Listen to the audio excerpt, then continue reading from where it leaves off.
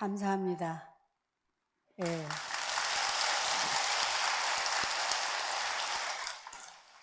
음력 생일인 줄 다 아시죠? 어디 가서 뭐 적으라면 주민등록상 생일을 줬다 보니까 오늘이 뜬 것 같습니다. 근데 오늘 가장 큰 우리 부모님들이 기뻐하신 날일 것 같아요. 저는 본래 기독교 학교를 다녔거든요. 우리 식구를 다 전도해야겠다고 언을 세우다가 수원 용두사에 어릴 때부터 그 윤건능에 제가 효령대금 후손이거든요.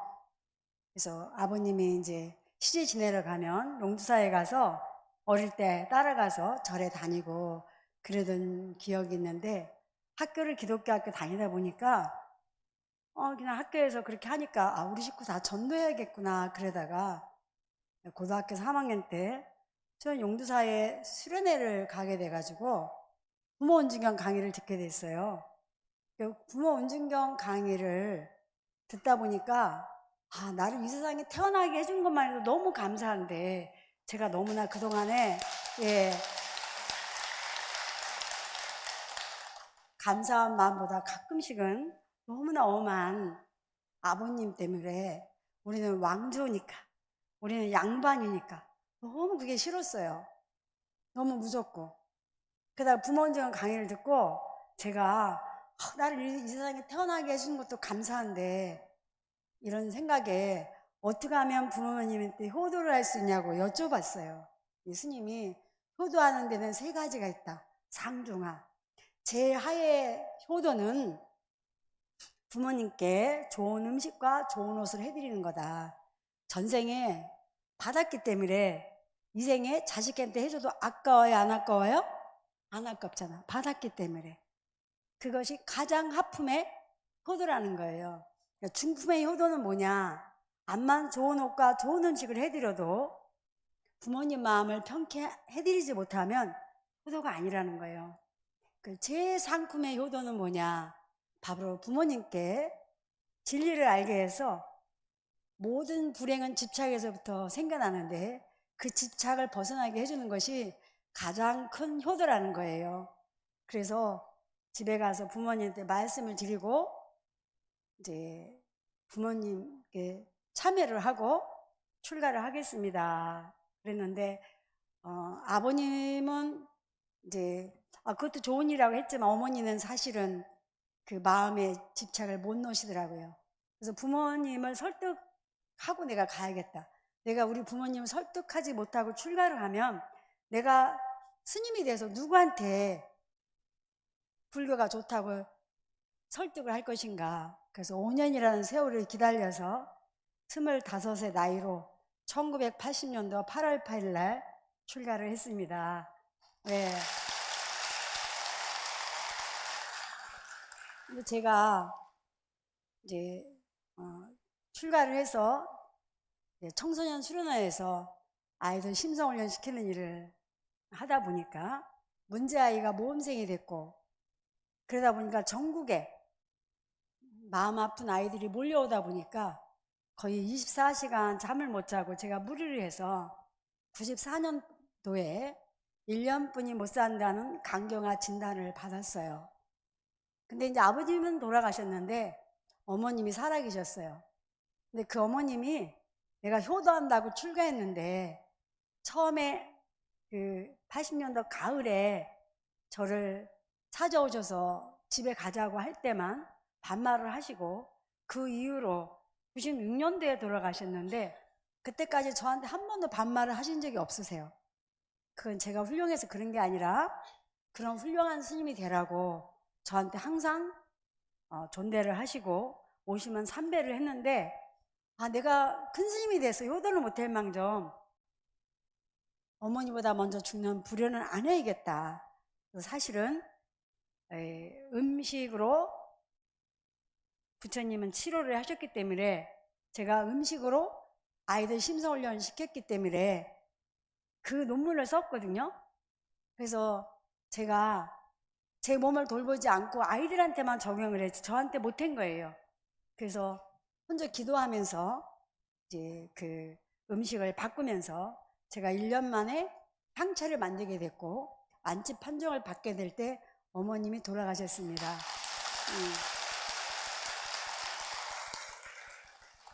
그래서 부모님한테 효도를 더 잘하기 위해서 그런 비행 청소년을 만들지 않기 위해서 또 나 같은 환자를 만들지 않기 위해서 94년도에 음식 수행자의 길을 가야겠다고 원력을 세우고 94년 9월 달부터 BTN 처음 시험 방송 나올 때부터 방송을 하게 됐습니다. 어쨌든 제가 가장 힘들 때 방송을 통해서 제 아팠던 몸을 서서히 고치면서 가장 힘들 때 제 인생의 터닝 포인트가 됐습니다. 그래서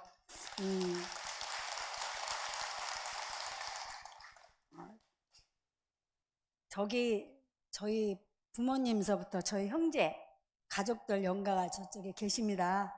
그래서 아마 오늘 이 자리에서 큰 스님들 법문을 계속 들으시면서 오늘 또 이렇게 생일 잔치까지 해주셔서 너무나 기뻐하실 것 같아요.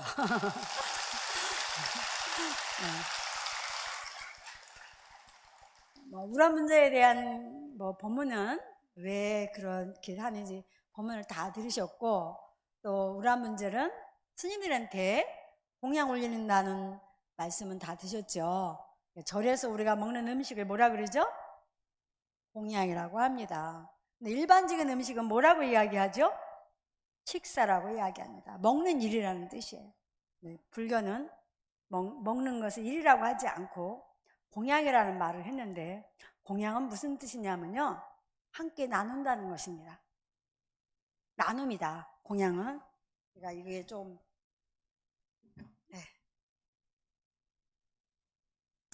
그럼 뭐 어떻게 나누느냐? 일단 음식을 내가 먹으면 어떻게 하죠? 내 몸과 나누는 것입니다. 그래서 우리가 어떤 음식을 먹냐에 따라서 내 몸이 형성됩니다. 그래서 우리가 키 큰 사람으로 뭐 많이 먹냐 그러죠? 콩나물 많이 먹냐 그래요. 콩나물은 키가 크게 하는 성분이 있습니다. 그 다음에 어릴 때 부모님들이 생일날 무슨 떡 해주셨어요? 파슈르토, 수수팥떡 해줬잖아. 수수팥떡 왜 드셨어요? 예, 뼈를 튼튼하게 해주기 때문에. 아주 너무 정확하게 아셨어요. 본래 액땜한다 막 이렇게 했는데 넘어지지 말라 그랬는데 10살 될 때까지는 뼈가 형성될 때라 그 수수가 뼈를 튼튼하게 해줍니다. 그래서 수수팥떡을 먹는 거지 케이크 없어서 수수팥떡 먹은 게 아니에요. 그래서 나이가 먹으면 뼈에 영양이 필요한데 떡이 소화가 안 되니까 수수가 그 조청을 가서 먹고 또 꼬치향을 담아서 먹는 거예요. 이렇게 우리가 우리 몸에 필요한 음식들을 통해서 내 몸에 살, 뼈 이런 걸 만듭니다. 경전에도 보면요, 입태교라는 부분이 있어요. 경전이 있는데 거기에 보면 아기를 가졌을 때 한 달이 됐을 때는 뭐가 형성이 되고 뭐가 형성이 되고 이렇게 10달에 형성된 데 따라서 음식을 먹게 해주는 그런 품이 나옵니다. 처음 들으셨죠? 예. 그래서 이렇게 음식은 들어와서 내 몸에 그런 걸 만든다. 그 다음에 또 뭐하고 나누느냐? 내 마음하고 나누는 겁니다. 음식에 따라서 우리 성품이 주어집니다. 그래서 절의 음식은 일반 음식하고 틀리죠. 육류와 파마늘 이런 것들을 금지시킵니다. 그래서 우리 경상도는 음식을 어떻게 잡수세요? 짜고 맵게. 그래서 성품이 뭐라 그래요? 화끈하다고 이야기를 합니다.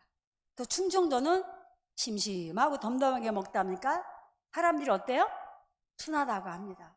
이렇게 각 지방에 좋아하는 음식에 따라서 우리 마음이 주어지듯이 우리 개인도 무엇을 먹는가에 따라서 우리 마음이 주어지는 겁니다. 전쟁을 하는 나라는 다 뭘 좋아해요? 육식을 좋아합니다. 근데 세계적인 지도자는 다 채식주의자입니다. 그래서 이렇게 음식은 내 몸에 들어와서 내 몸과 나누고 내 마음하고도 나누고 내 영혼하고도 나누는 겁니다. 그래서 일반적인 음식은요, 생명을 받기 위해서 먹는 거예요. 배고파 뭐 하겠다? 죽겠다. 배불러 뭐 하겠다? 죽겠다. 이왕이면 건강하게 먹고 싶어. 그것을 채식이라고 자연식을 하는데, 사찰 음식은 채식과 자연식하고는 더 위의 음식입니다. 세상에 건강하게 오래 사는 사람은 많지만 영적인 에너지를 갖추진 않았다는 거예요. 인품을 갖추진 않았다는 거예요. 절에서 먹는 음식은 선식이라 그러기도 하고, 한국엔 특히 선 중심의 불교를 하잖아요. 그래서 내 생명 건강해야 되고, 그 다음에 마음의 평화를 얻어줘야 되고, 마음이 평화로워도 지혜를 갖춘 거는 아무나 하지 않는다는 거예요. 여기 어르신들이 굉장히 또 많이 보이세요. 어르신, 여기 주지스님 지혜를 따라가세요? 못 따라가세요? 못 따라가시죠? 스님은 다르십니다. 이게 수행도 하지만 수행에 필요한 음식을 통해서 우리 영적인 에너지를 만들기 때문에 그렇습니다. 그 다음에 음식은 또 어디서부터 옵니까? 자연에서부터 오는 거야. 내가 먹는 음식은 땅물 바람 공기를 통해서 자라기도 하고 농부의 손길을 합니다. 그래서 만약에 우리가 여름에 오이를 키웠어요. 그 오이를 막 농약을 많이 치워서 키우면 오이가 아파요? 안 아파요? 아프겠죠. 아픈 오이를 먹으면 내가 어찌 되죠? 내가 아픈 겁니다. 그래서 음식은 모든 자연하고 나누는 겁니다.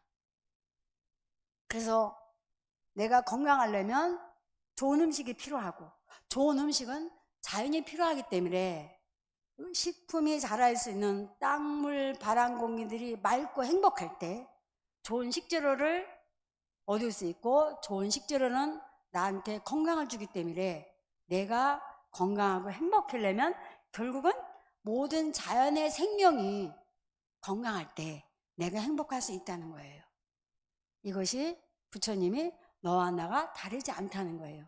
우리가 살고 있는 이 세계를 뭐라 그러죠? 우주라고 이야기하잖아. 우주 안에 두 종류의 생명이 살고 있죠. 유종의 생명체, 아픔을 느끼는 생명체입니다. 우리 사람, 동물, 어패로, 파리, 모기. 스님 방에 그 새들이 와서 막 먹이 주니까 앉아 있잖아요. 너무 이뻐서 사진 찍으려고 탁 달려가니까 벌써 날아가 버려요. 느낌으로 아는 거예요. 모기 잡으려고 그러면 잡혀요, 안 잡혀요? 안 잡혀요. 파리도 안 잡혀요. 느낌을 아는 거예요. 그 다음에 그건 유정이라 그러고, 땅물 바람 공기들은 아픔을 느껴요, 안 느껴요? 안 느낍니다. 그걸 무정이라 그러죠. 이 유정과 무정을 합한 생명을 많은 생명이라서 중생이라 그러는데, 걔가 나와 다르지 않다는 거예요. 다르지 않다. 그래서 유마거사가 뭐라 그랬죠? 유마거사는 거사였지만 스님들을 가르치는 교수였잖아. 근데 어느 날 아프다고 공포를 해. 왜 아프다 그러냐? 생사를 초월한 도인의 경지에 올라갔는데, 부처님이 물어봐라. 도인이 아플 때는 이유가 있다 그러죠. 그래서 문수보살이 대표로 갑니다. 유마거사시여, 당신은 왜 아프다 하십니까? 생사를 초월한 경지에 올라갔는데, 유마거사가 뭐라 그랬어요? 중생이 아파서 내가 아프다. 물이 아파서, 동물이 아파서, 땅이 아파서 내가 아프다는 거예요. 너와 내가 다르지 않다. 지금 여기 법당에 보면 여기 밑에 탁자에 요거 조각들 보이시죠? 아니 거룩한 부처님 앞에 부처님만 계시면 되는데 코끼리도 있고 물고기도 있고 꽃도 있고 막 그랬습니다. 바로 뭐죠? 이 모든 생명이 나와 다르지 않기 때문에 불의 사상, 너와 내가 다르지 않다는 거. 내가 어떤 음식을 먹냐에 따라서 땅이 살기도 하고 물이 살기도 한다는 거예요. 막 이번에 비가 막 쏟아지다가 더위가 왔다가 이런 현상은 처음 보셨죠? 예, 이거 다 우리가 만든 거예요. 우리가 모든 생명이 나와 다르지 않는데 이 생명을 우리가 거슬러 살면서 생기는 겁니다. 그래서 이 모든 생명은 나와 다르지 않기 때문에 자연을 쓰는데 원칙을 정해 주셨어. 그게 뭐냐? 꿀벌이 꽃에서 꿀을 따올 때 꽃을 해칩니까? 안 해칩니까? 안 해치죠. 그렇게 써야 된다는 거예요. 꿀벌의 지혜를 배워라. 근데 왜 하고 많은 생명 중에 꿀벌을 내세웠을까? 꿀벌이 없으면 어떻게 되죠? 지구가 종식되기 때문에. 부처님은 얼마나 지혜로우신지 몰라요. 그리고 우리는 이 모든 생명이 나와 다르지 않기 때문에 우리는 먹는 거를 뭘로 먹었죠? 입으로 먹었습니다. 부처님은 온몸으로 먹는다. 이 모든 생명이 나와 둘이다 하나다? 하나이기 때문에. 눈으로도 먹는다. 이거 이제 사식으로 먹는다 경전에 나옵니다. 예. 그래서 눈에 아름다운 거 보면 기분 좋으세요, 나쁘세요? 좋잖아요. 여기는 꽃도 많고 진짜 너무 아름다운 도량이에요. 눈으로 먹는 게 너무 많아. 그죠? 눈에 아름다운 거 보면 기분이 좋아집니다. 근데 길 가다가 짐승 죽은 거나 텔레비에서 안 좋은 거 보면 기분이 어떠세요? 별로 안 좋죠. 안 좋을 때 밥 먹으면 어떻게 되죠? 별로 안 돼. 눈을 통해 보았지만 내 장기가 먹는 겁니다. 귀로도 먹는 거예요. 아름다운 음악 소리 들으니까 여러분들 마음이 어땠어요? 좋았잖아요. 불교는 기도할 때 진원도 하고 다란이도 하잖아요. 좀 전에 하셨잖아요. 그러니까 기독교 신자들이 아니 불교는 뜻도 모르는 거를 막 읽은다 이렇게 이야기해요. 그리고 또 신도들도 처음에 오시면 모르니까 스님 이게 뭐예요? 진원이 뭐예요? 그러니까 스님들이 뭐라 그래요? 그냥 외우세요 이렇게 이야기해요. 진원은 해석을 하지 않는다 이야기해요. 왜? 그 소리가 우리 온몸의 길을 열어주는 겁니다. 아기 오줌 을 때 뭐라 그러죠? 시소리에 오줌을 누는 기운이 열리고 응가소리에 똥을 누를 수 있는 기운이 열린다는 거예요. 그러듯이 시와 응가소리의 대소분이 나오듯이 우리가 소리를 통해서 이 온몸의 에너지를 여는 겁니다. 내가 연불을 하든지 스님의 연불소리를 듣든지 차 안에서 연불 테이프만 들어도 내 몸의 귀가 열린다는 거예요. 스님들이 좀 젊어 보이세요? 안 젊어 보이세요?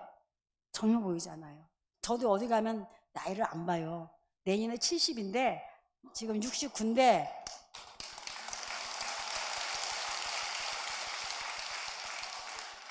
사실 제가 코로나 때문에 2년 전에 코로나 걸려가지고 제가 안 걸렸는데 제 옆에 탄 스님이 코로나 발병하는 날 제가 옆에 앉았어요. 그래서 걸리고 열흘 만에 3차 주사를 받고 샌프란시스코에 가서 버클리 대학 이런 데 가서 강의를 하고 왔더니 그때부터 에너지가 계속 떨어져 갖고 지금 거의 몸무게가 8kg가 줄었습니다. 그래서 조금 요새 조금 제가 좀 사람들 나이 좀 들어 보인다 그러는데 그 전까지는 더 젊어 보였어요. 그것이 제가 이렇게 기도라든가 음식을 통해서 제가 이렇게 유지하고 살았던 것 같아요. 제 주위에 3차 맞고 돌아가신 분 많으세요. 제가 하도 아프니까 말라 보니까 저희 연사 스님이 하도 걱정해서 아니 딴 사람도 죽는데 저는 안 죽었지 않느냐고 그렇게 말했어요. 지금 함양에서 수행하다 왔거든요. 근데 막 비가 너무 많이 와갖고 저희 집에 산꼭대기 살아요. 빗물이 막 내려오니까 위에 물이 떨어져 갖고 부처님이 젖는 거예요. 그래서 제가 혼자 이렇게 하다 못해갖고 제가 부처님한테 그랬어요. 스님 부처님 수행 가야 되니까 부처님 알아서 비 피해세요. 그리고 막 윗집에서 막 물이 내려온다고 밑에 집에서 할머니가 막 전화해갖고 스님들 집에서 물 내려온다고 막 이렇게 저 나오고 있는데 벌써 한참 나왔는데 그래서 제가 지금 외출 중이라고 그래서 제가 운전하면서 뭐라 그랬게 기도하면서 아니 내가 비 오라 그런 것도 아닌데 어떡하라고요. 나만 안 죽으면 되죠. 알아서 비 피하셔야죠. 스님이니까 이렇게 긍정적인 마인드 그렇게 살아야 되는 거예요. 저는 여기 와서요 이 넓은 도량에 이게 다 보면 이 일이잖아요. 그리고 이 도량을 유지하려면 얼마나 주지스님이 힘드시겠어요. 근데 주지스님은 항상 웃으시고 미소를 지으세요. 이게 스님이 아니면 수행이 아니면 있을 수 없는 일이에요. 여러분들은 이런 스님 만난 것만 해도 큰 복이고 제가 그런 것 같아요. 그래서 어쨌든 길을 통해 들었지만 내 장기가 먹는 거예요.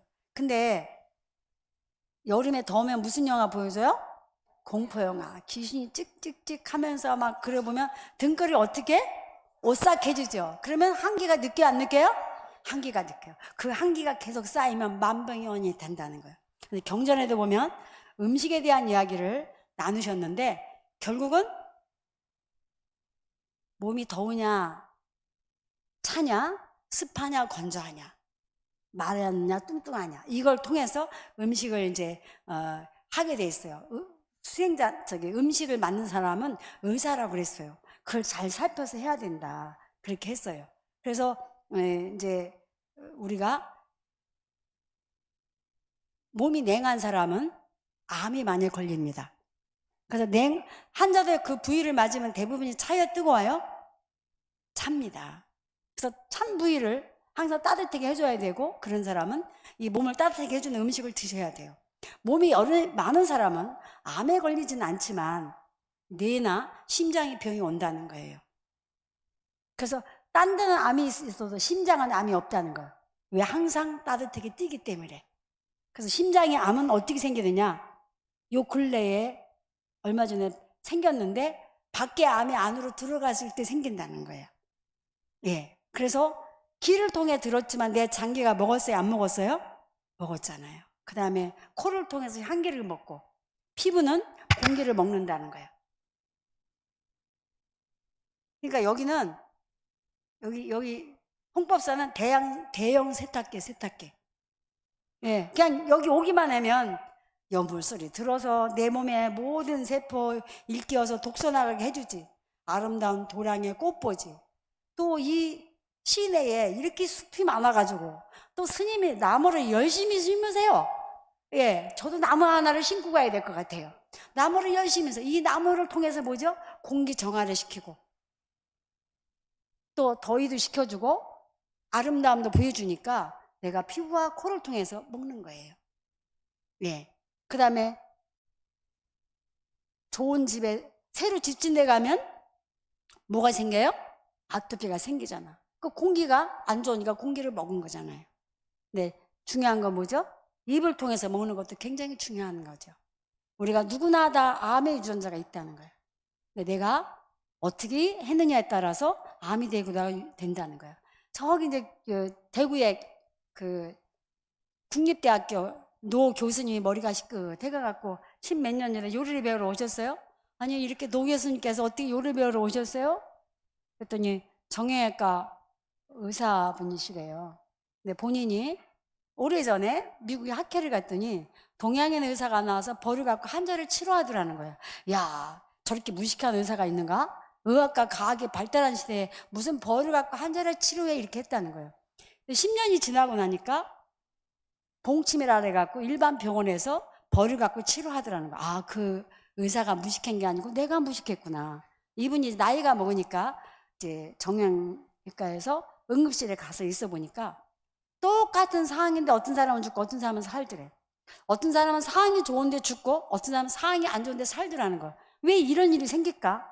의학적으로 이 사람은 얼마 있다 죽어야 되고 이 사람은 얼마큼 살아야 되는데 왜 이런 일이 생길까 조사를 해봤더니 암만 똑같이 항암 치료를 하고 방사선 치료를 하고 치료를 해줘도 그 환자가 무엇을 먹느냐에 따라서 살기도 하고 죽기도 하더라는 거예요. 그래서 더 무식한 의사가 되지 않기 위해서 요리를 배우러 왔다. 그래서 본인이 이제 부인이 또 소아과 의사세요. 그래서 자기 부인도 해줬는데 어제 그저께 저한테 전화가 왔어요. 제가 불교 신자라 그러면서도 학교에 있는 거 핑계대고 그냥 말로만 불교 신자지 공부를 못했는데 요 근래 유튜브가 많이 나오잖아요. 유튜브를 통해서 불교 공부하면서 그렇게 새로운 인생을 살고 있다고 너무 감사하다고 스님 때문에 불교를 여의지 않게 해줘서 그동안 뭐 누가 옆에서 개종하라고 많이 했는데 그래도 제가 스님한테 1년 동안 요리 배우면서 불교의 음식 문화가 얼마나 의학적이고 과학적인지 부처님 지혜에 감탄했기 때문에 자기는 개종할 수가 없어서 불교 공부를 다시 하면서 제2의 인생을 살고 있다고 고맙다고 연락이 왔더라고요. 그래서 이 모든 생명이 나와 둘이 아니고 하나이기 때문에 우리는 온몸으로 먹는 게 맞죠? 예. 그 다음에 이제 부처님께서는 모든 음식은 약이라고 말씀하셨습니다. 사분일에 보면 양약자에 건강할 건자가 나오는데요. 모든 음식은 약이다. 환자가 먹는 음식도 약이고 일반 사람이 먹는 음식도 약이라는 말씀을 하셨습니다. 무엇을 먹어야 되고 어떻게 먹어야 되고 그래서 또 금강명 채승환경이라는 경전에 보면요. 계절에 따라서 병이 일어나니 계절에 따라서 음식을 취해서 먹으면 병을 예방할 수도 있고 치료할 수도 있고 나왔습니다. 저는 그런 음식 문화를 통해서 사람들한테 그냥 일련의 과정을 통해서 요리를 가르쳤고, 또 음식이 약이라는 그것을 통해서 저들 치유를 받았잖아요. 제가 94년도에 1년뿐이 못 산다고 내놨을 때 10분을 걸어갈 수 있는 거리를 3번을 쉬어야 걸어갔어요. 얼굴에는 새까맣게 기미가 끼고 온 얼굴에 나고 등끌개로 등을 긁어야 잠을 잘 정도로 그렇게 많이 힘들었습니다. 밥을 먹고 설거지를 해본 적이 없어요. 너무 힘들어도 자야 돼요. 저희 은사 스님이 아침마다 전화를 하십니다. 내가 죽었나 안 죽었나. 저희 은사 스님은 하성의 신흥사라는 청소년 수련원을 하고 계시는데, 그것도 제가 80년대에 가서 청소년 포교를 해야 된다고 저희 스님을 부추겨서 그 수련원을 만들었어요. 근데 이제 그 아이들이 이제 그 소문이 나갔고 고아원 이런 데서 애들이 이제 오는데, 그 아이들이 3박 4일 4박 5일 왔다 가면요, 새로운 아이가 들어오기 전까지는 물건이 없어진다든가 싸움을 한다든가 이런 일이 없다는 거예요. 그게 이제 경기도 교육청에서 아이들을 보낸 것이 전국에 소문이 나서 전국의 학생들이 오다 보니까, 그 학생들이 300명, 400명 오면 스텝이 100명이 움직여야 되고, 바로 300개면 1200개, 이불, 요, 베개속까지 빨아야 됩니다. 남자아이들이 쓰던 방에는 냄새가 나서 들어갈 수가 없어요. 그렇게 냄새가 나. 아무거나 막 먹으니까. 그래서 저는 그 아이들 청소년 수련하면서 아들을 키우는 엄마를 존경하게 됐습니다. 예. 그래서 그렇게 막 가고 나면 빨래 빨아서 그거를 다시 끼워서, 끼우는 것도 일, 빼는 것도 일, 보통이 아니에요. 그러다 보니까 제가 거의 잠도 못 자고 하다 보니까 아버지 유전자를 타고 나서 어떻든 강경화를 앓게 됐을 때 저를 살려준 것이 음식이었습니다. 제일 먼저 한 일이 뭐냐? 경전을 펴놓고 논문을 펴놓고, 부처님이 약이라 그랬는데 내가 무엇을 먹어야 될까? 약을 찾아 먹어야겠구나. 약을 먹기 전에 깨달은 게 뭐냐면 약이 아닌 걸 버려야겠더라. 그래서 5살 아이가 읽어서 모르는 1000가지가 들어간 것을 다 버리기 시작을 했습니다. 진간장도 버리고, 내가 좋아하는 국수도 안 먹고, 아이스크림도 안 먹고, 조미료 뭐 이런 것들은 아예 다 버리니까 남는 게 뭐였습니까? 간장, 된장, 고추장, 그 다음에 식초, 그게 남았어요. 그래서 농사를 지면서 제가 이렇게 먹게 됐어요. 야채도 잘 못 먹어서 흡수를 못 시켰어요. 제가 눈이 엄청 좋았는데 눈이 안 보이는 거예요. 그래서 병원에 갔더니 간의 열이 위로 올라와서 눈이 안 보인다고 당근 주스를 먹으라 그래요. 당근 주스에 영양이 많아가지고 제가 당근 주스를 먹고 나면 쓰러져 자는 거예요. 그걸 흡수를 못해서. 저희 은사 스님이 매일 아침마다 전화를 하시다가 그날 바쁘셔갖고 낮에 전화를 했는데, 제가 자고 있으니까 내가 니한테 갈 거냐고. 이제 말은 1년이 있지만 사실 6개월도 못 산다고 진단을 받은 거예요, 제가요. 그러니까 저희 스님이 내가 이제 니한테 갈 거냐고. 얘가 이제 진짜 너무 힘들어서 일어나지도 못하는가 보다. 제가 그때 고령에 있었거든요. 저희 은사 스님 하성에 계시고. 아니 그게 아니고요, 의사가 눈이 좀 힘들다고 당근 주스를 먹으라는데 제가 당근 주스가 영양이 많아서 제가 몸에 흡수가 안 돼서 졸려서 그렇습니다. 그렇게 이야기하니까, 주스도 못 먹으니 밥은 어떻게 먹고 사니? 그래서 밥은 김치하고 된장찌개하고 먹으니까 괜찮아요. 그러니까 그럼 당근 주스를 김치국물 섞어 먹고 간장 섞어서 먹어라 이러셔요. 먹으니까 편안해지는 거예요. 그래서 그때부터 당근 주스를 갈아서 김치를 담그고, 매일 단호박을 먹을 수 단호박을 삶아서 김치를 담그고, 수박도 냉하니까 혼자 있으니까 누가 한 통 사오면 다 못 먹어서 그걸 끓여서 먹고, 그 국물을 갖고 김치를 담그고, 이렇게 하면서 모든 재료를 다 김치를 담그면서 먹으면서 제가 1년 만에 기적까지 향채를 만든 거예요. 네.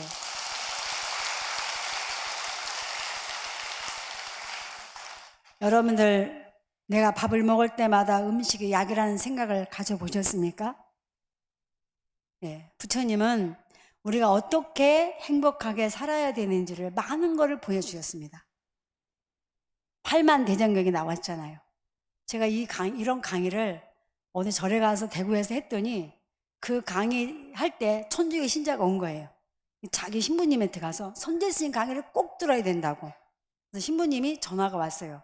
아, 간부도 20명만 모아놓을 테니까 와서 강의를 해주래요. 강사료는 뭐 쬐끔을 불러요. 제가 그랬어요. 그렇게는 못 갑니다. 제가 200명도 아니고 2000명도 아닌데 제가 못 간다 그랬어요. 그리고 강사료는 얼마 주세요. 네, 이렇게 이야기했어요. 네, 그랬더니 인터넷에 띄웠대요.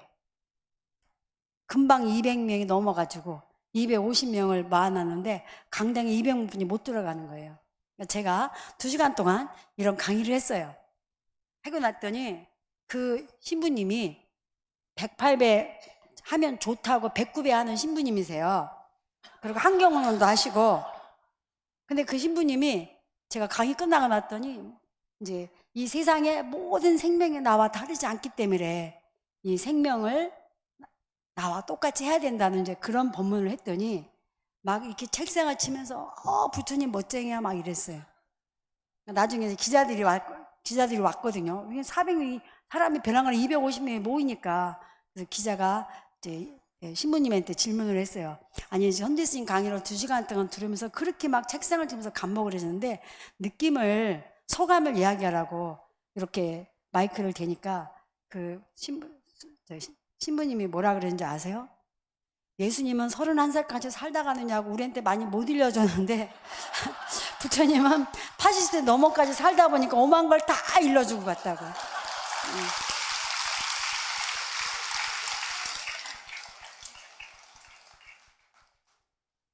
여러분 누구 제자세요? 부처님 제자잖아. 예수님 제자 아니잖아. 우리는 그 당시에도 인도는 40살 살아셨어요. 근데 부처님 80세까지 하셨어요. 부처님 제자들은 몇 살까지 사셨어? 120살, 150살까지 사셨어요. 그게 부처님 지혜예요.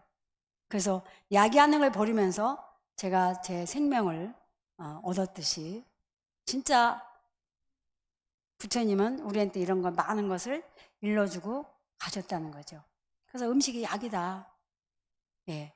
그리고 어떻게 먹어야 되느냐 이런 것들이. 오늘은 시간이 짧아서 제가 못하지만 언제 또 다시 또 기회가 된다면 편한 자리에서 2시간이든 3시간이든 한번 우리가 어떻게 살아야 되는지 제 삶에 제가 음식을 통해서 치유받은 거를 나눠야겠다는 생각을 항상 가지고 있습니다.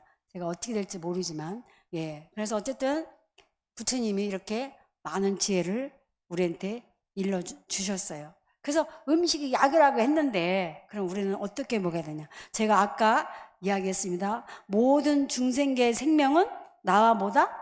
하나라고 했습니다. 동물도 나와 하나인 거예요. 근데 우리는 지금 동물을 어떻게 키웁니까? 제가 그저께 운전하고 오는데요. 돼지가 이렇게 내 옆에 지나가고 있었어요. 이게 뚱뚱한 거 보니까 이렇게 곧 이제 뭐 도축하러 가는가 봐요. 근데 그 돼지 한 마리가 엉덩이 있는데 시퍼렇게 살이 나와갖고 피가 뚝뚝뚝 떨어지는 거야. 그러니까 병든 거죠. 동물도 나와 둘이라 그랬어요? 하나라 그랬어요? 하나라 그랬습니다. 근데 부처님은 우리 수행자들한테, 불자들한테 육식이 필요할 때는 하라 그러셨어요. 근데 그 육식이 종류가 있어요. 3종류. 내가 눈으로 보고 듣고 죽이지 않으면 된다. 이건 몸이 많이 아플 때 먹는 음식이에요. 3종류는. 근데 내가 몸이 많이 아프진 않지만 예방하고 치료하고 먹을 때는 5종류, 7종류, 9종류까지 갑니다. 몇 사람 손을 거쳐야 되고 어떻게 키웠느냐, 어떻게 죽였느냐 이런 것들이 포함됩니다. 여기서 중요한 거는요. 3종류, 5종류까지 여러분들 다 알 필요 없어요. 정육만 기억하면 돼. 정육점이 불교에서 나가는 의미입니다. 깨끗한 고기를 파는 것이라는 거예요. 성장 촉진제나 항생제를 주면 먹을 수는 있지만 깨끗해요? 안 깨끗해요? 안 깨끗한 거죠. 닭은요 13년을 더 키운다는 거예요. 더 산다는 거예요. 그래서 옛날에 닭들은 엄마 아빠 병아리들이 놀러도 다니고 나리 개나리 입에다 다물고 소풍도 가고 하늘도 쳐다보고 꽃도 보고 물도 먹고 소풍 다녔단 말이에요. 근데 사람들이 욕심내서 어디다 가둬놓고 키웠어요? 양계장에다 키웠어요. 스트레스 받아 안 받아? 받겠죠. 면역력이 있어요 없어요? 없겠죠. 그러니까 평생도 줘야 되고 빨리 키워야 되니까 닭을 뭐 한 달 만에 잡는 거는 일도 아니래. 내가 어느 기자들 모아놓고 인터뷰했더니 어떤 기자가 닭 열흘 만에 잡는 거 알고 있느냐? 깜짝 놀랐어요. 왜 열흘 만에 어떻게 닭을 잡냐니까 하도 사람들이 닭다리를 좋아하니까 닭 다리에다가 성장 추진해서 다리가 볼록해지면 그때 잡는다는 거예요. 나머지는 치킨 스톡, 요즘에 막 음식점에 가면 막 닭 만든 거 넣잖아요. 그렇게 키운 닭을 우리가 먹으니까 어떻게 되죠? 우리가 병드는 거예요. 닭의 생명을 뺐으니까 닭이 와서 이 인과법이요. 내 생명을 뺐었어요.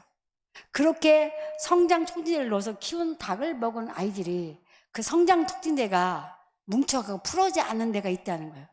제 도반스님이 병원에 있어요. 제가 병원에 갔더니 어떤 아이가 다리가 커져갖고 왔어요.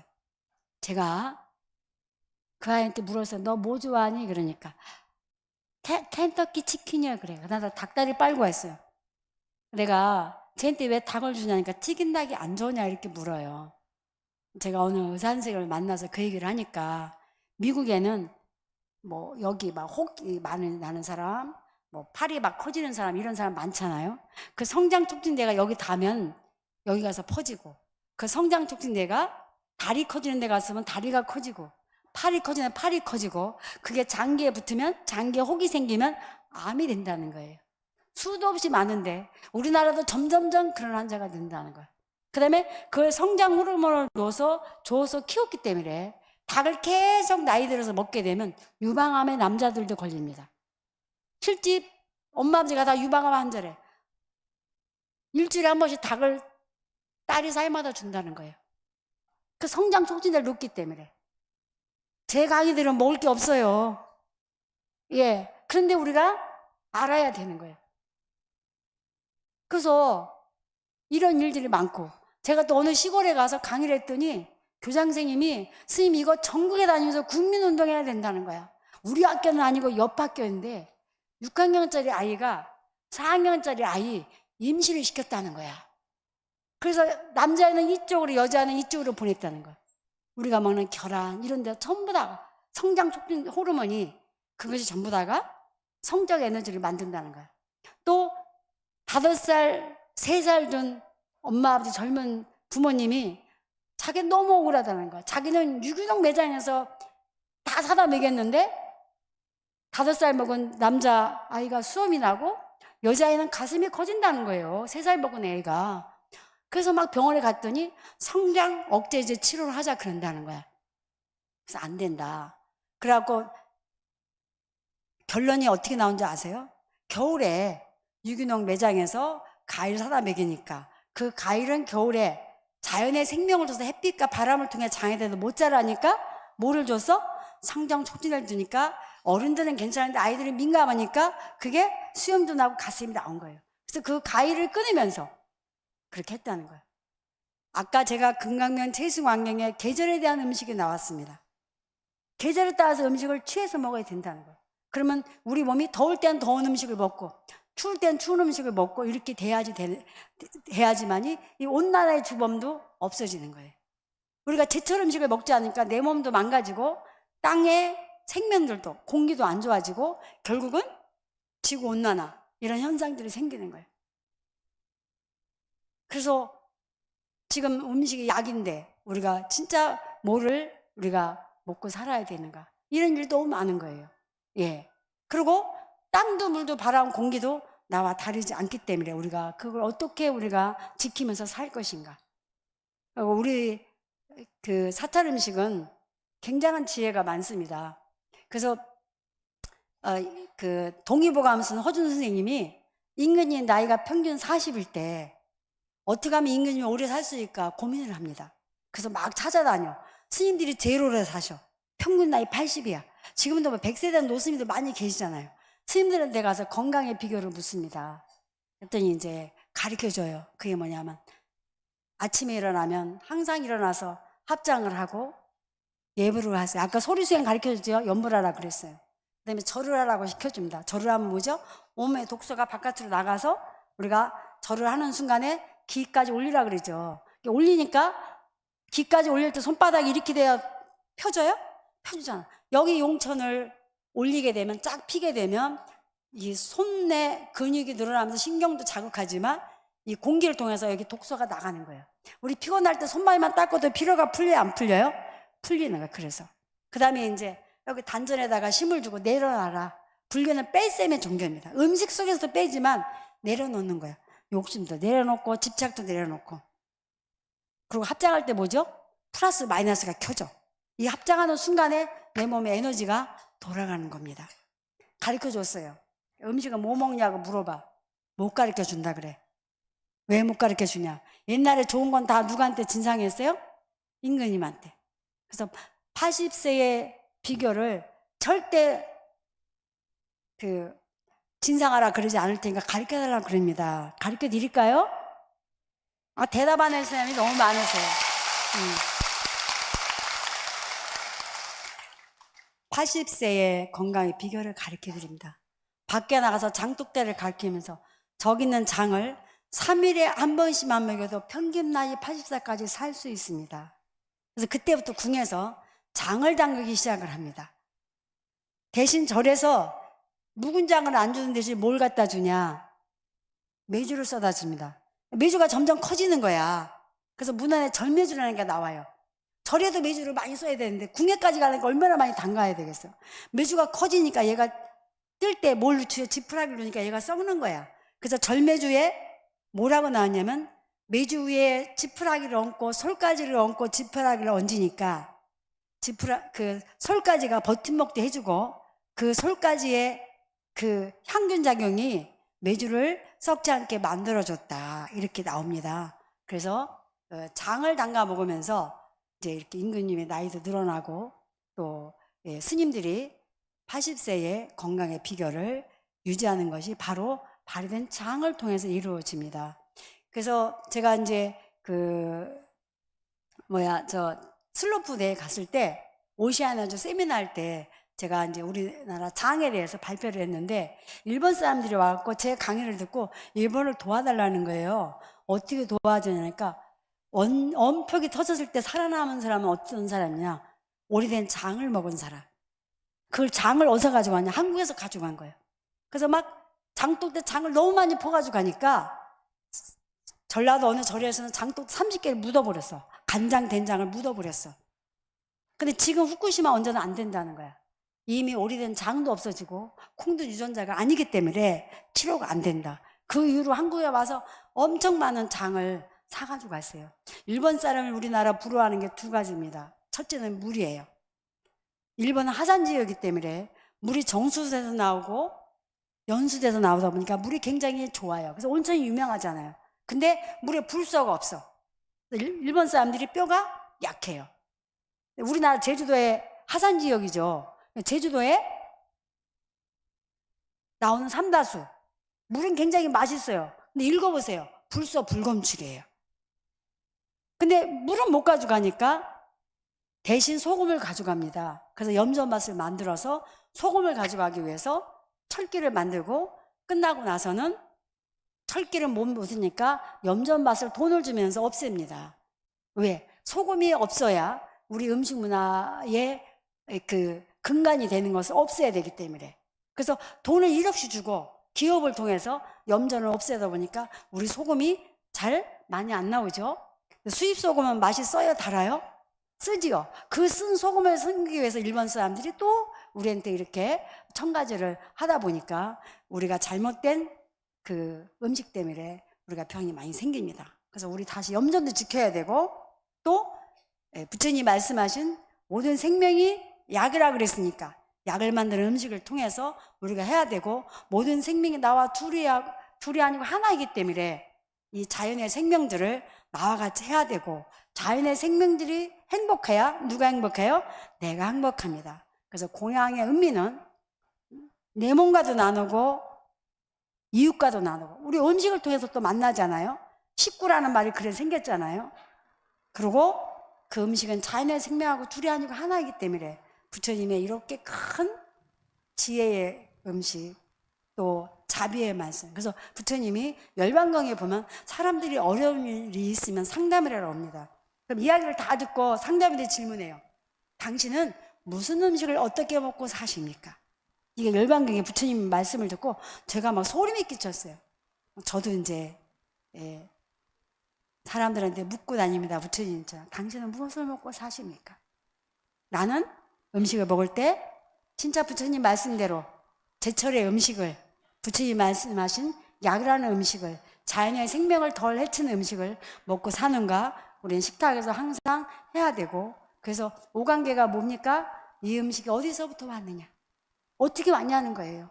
그래서 우리는 음식을 통해서 여러분들이 건강해지셨으면 좋겠고, 또 식구들이 건강했으면 좋겠고, 여러분들이 또 음식을 통해서 마음의 평화를 얻어서 여러분들이 뭔가 마음이 모두 다 행복하고 건강해져서 우리 또 세상을 밝히는 그런 일에 여러분들이 함께 해주셨으면 좋겠습니다. 오늘 어쨌든 저를 이렇게 환영해서 감사합니다. 예. 불교의 연기적 관점에서부터 음식에